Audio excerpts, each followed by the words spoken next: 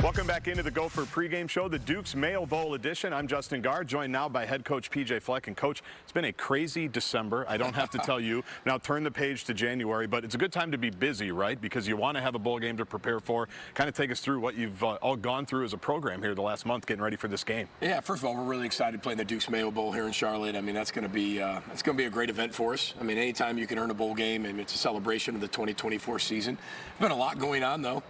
You know, with the portal opening. Guys leaving our program, having a lot of official visits, game planning. It's going to be really good to get out there and really enjoy the festivities for our players. But there's a lot going on because the bowl games are really a celebration of 24, but it's also a start of the 25 season. So it's an early spring ball that you can have with the players that are going to return. You just sometimes don't know who's really going to return or not until we actually get to July. I got the sense when we were speculating on where the Gophers were going bowling, which we do, you know, the last 3 or 4 weeks, that Charlotte was one you guys really identified that you actually went after, and their bowl people said the same thing. We kept hearing from Minnesota that they wanted to be here. What was it about this game that was so appealing to you guys? Well, first of all, it's a great matchup with an ACC program, Virginia Tech, and I think that you always want to do something maybe a little bit different. You know, and I think we've had some really good experiences since we've been here in the bowl prep and the bowl experiences with 5 bowls now being our 6th bowl. You always want to go somewhere different. You know, I think that always entices young people to stay and to see something a little bit different and unique than maybe just the same bowl. And I know we've got a lot of plans as a conference to kind of look what bowls look like next year and how that all shapes college football as we get into the future. But it was a great selection for us. We wanted it from the start. It gives us an opportunity, too, which is really unique. We get to spend Christmas with our families, which that hasn't happened for a very long time. You're usually somewhere else, or you didn't go to a bowl game and it's not so good. So we haven't been able to do that since 2020 with COVID and us kind of opting out of the bowl season. So this is really good to be out there, and we're excited to do it. A year ago at this time, we weren't exactly sure who was going to play quarterback for the Gophers. You had a young man. People may forget, it was only brought up 1,000 times on the broadcast, that Cole Kramer was getting married shortly after the bowl a year ago. Had to talk to his fiance, get all that ironed out. That was the Cole or die movement. The Cole or die movement. You don't have such an issue this time. How pleased were you when Max Brosmer said a few weeks before the season ended that, no, I'm going to play. It's another opportunity to play with the Gophers. Quinn Carroll obviously has opportunities after where he said, no, I want to play one more time for the Maroon and Gold. To have so many guys, starting with your quarterback that said, I've got one more in me. Yeah, I think you completely leave it up to the players. Everybody's in a completely different situation.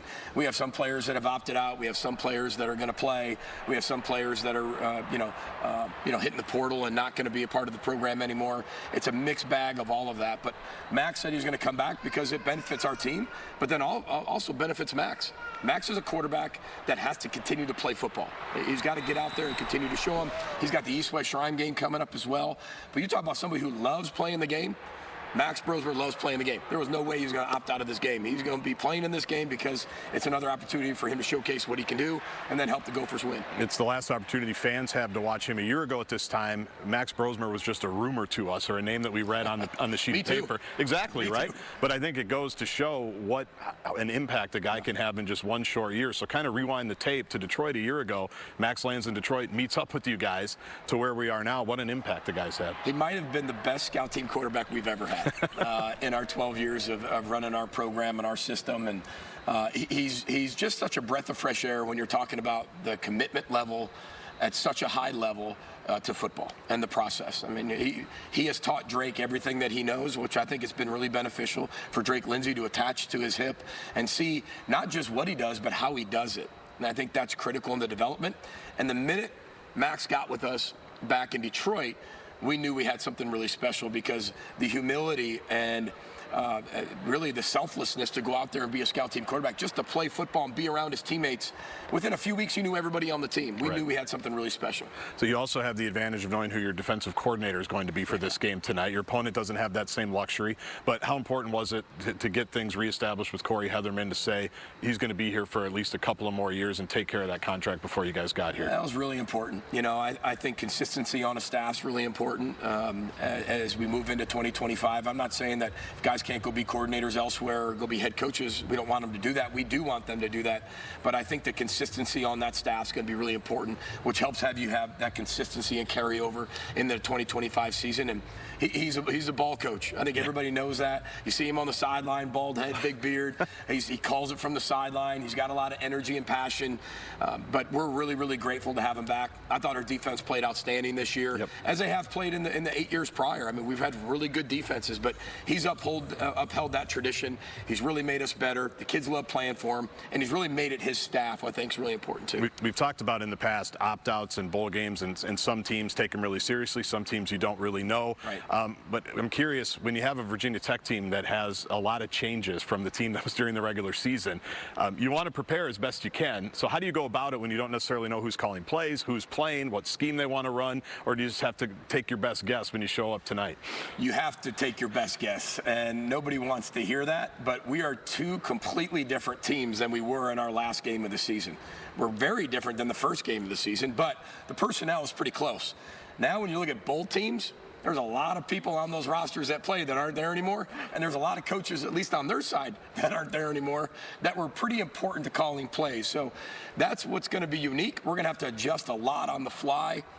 And even see the guys that are playing for us, how well they're playing, and adjust to that as well, not just Virginia Tech. Well, we've seen it before in years past. I think about Coleman Bryson in New York, becoming the bowl game MVP, right? Unless you're a hardcore Gopher fan, you might not have heard of him until that day. And then it even took him another year or so to get back on the field. So what type of opportunity can this be for young players? Well, it's a tremendous opportunity just to be able to play another game. And with some guys not being here, whether through the portal or opting out, we support them 100% in doing that. But that allows the next guy to elevate into that next spot, and then you never know. I mean, we knew Coleman Bryce was going to be a really good player, right? But he came onto the scene in that bowl game when Tyler Newbin opted out and had a huge game. Not saying that we won't have that. We might have that in this game on offense, defense, special teams. It's going to be fun to watch. Lastly, and perhaps most important, I know you've been asked this a lot in the last month, but coaches, you like to leave no stone unturned. You like to prepare for every scenario. Having said all of that, have you talked to any of your coaching brethren about the right approach for the potential mayonnaise Gatorade bath at the end of the game tonight, should the Gophers be fortunate to win their 6th bowl game in a row, the Duke's Mayo Bowl tradition of getting dunked in the mayonnaise? No, I think it's pretty self-explanatory. I don't think you really need a recap. I think it is what it is, and I stand by what I said. If we're fortunate enough to play really well and be 1-0 and win the game, then make it a double. I mean, everybody's worried about their hair. Yeah. I never have to worry about that. What, do you have like a throwaway outfit? I mean, do you get an opportunity to change, or is it just whatever? Because that could be, you want to talk about a possible NIL donation. I mean, game-worn, mayonnaise-worn, PJ Fleck game day outfit. That could be a good bidding item. A big seller after a few weeks. There's enough weirdos out there. There's an expiration date on all that for a reason, and then if it just seeps into the fibers of the clothing, I'm sure that's going to smell really good. But maybe somebody's out there that likes that kind of stuff. I don't know. Maybe. There's only one way to find out. There's only one way to find out. Well, hopefully we're fortunate enough to find that out, and I'll be first in line. Yeah, hopefully when we talk after the game tonight, you will be doused in mayonnaise, and I will be a safe distance away. Good luck tonight. What about our interview right after? We got to get really close for that. I think we should do that after that. Going back to COVID times, we're going to 6 feet separation. But best of luck. Thanks for everything all season, and enjoy yourself tonight. Thank you. Appreciate you. Row the boat, Sky Michael Gophers, and happy holidays, everybody. Our thanks to head coach PJ Fleck. We're just getting ready to start kickoff here in just a matter of minutes. But before we get to that, Justin, your prediction for tonight's game? Well, I do think the Gophers are going to win. We mentioned how many players Virginia Tech does not have. Gophers have Max Brosmer. Gophers have Darius Taylor. So might be a little bit of a slow start. Who knows? They haven't played in a few weeks. We've seen how that happened in the college football playoff. There will be probably some rust, but I think the Gophers will play well, and I think they'll win. There's a giant tub of mayonnaise standing behind Justin Gaard that is distracting me right now. That is Tubby, who has given high fives to the members of the Minnesota Gopher Marching Band. And now my career has absolutely peaked because we've got Mayo, we've got Gophers. It's a beautiful night in Charlotte. I don't know how it gets better than this. I think my career has peaked as well. I think it took me 21 years, I think, somewhere around there to get to Charlotte, to get to Bank of America Stadium, to get this close to Tubby. Doesn't get any better. I will say before we go, though, I don't want people to turn away from Fox 9, but the game starts in a minute. Be in your chair for the first Gopher offensive play. Oh, my. That's all. Is that a tease? Well, that's a definition of a tease. Yeah. That's a good day. That's an all day. That's a Jason Show level tease right there. Be in your chair for the first play. There you have it from Justin Gaard. The Gophers and the Hokies are getting set to kick off. 6:30 is the kickoff.